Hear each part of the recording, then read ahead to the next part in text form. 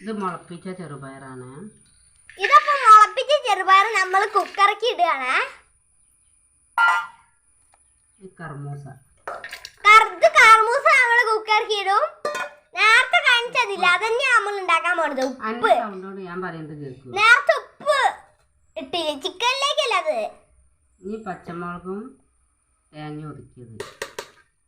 ഇത് പച്ചമുളകും തേങ്ങയും ഒതുക്കിയതാട്ടോ. കണ്ടപ്പോ ഞാൻ വിചാരിച്ചത് ചമ്മന്തിയാണ്. കുറച്ച് കറിവേപ്പില. അത് കരിവേപ്പിലയാ. പിന്നെ കുറച്ച് വെള്ളം. പിന്നെ നന്നായിട്ട് ഇളക്കുക. അപ്പൊ നമുക്ക് ഈ രൂപത്തിൽ കിട്ടും. പിന്നെ കുറച്ച് കോക്കനട്ട് ഓയിൽ, ഇഷ്ടമുള്ള ഓയിൽ ഇടാം. കുറച്ച് വെളിച്ചെണ്ണ ഒഴിക്കുക. അത് ശരി, ഓയിലല്ലേ.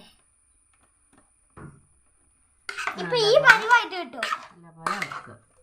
എന്നിട്ട് നല്ലപോലെ സൂപ്പർ ആയിട്ട് മിക്സ് ചെയ്യാട്ടോ.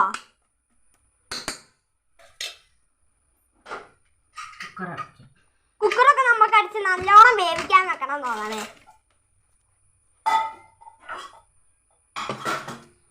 വേവിക്കാൻ തന്നെയാ തോന്നണേ. എന്നിട്ട് വേവിക്കട്ടോ. പോരെ.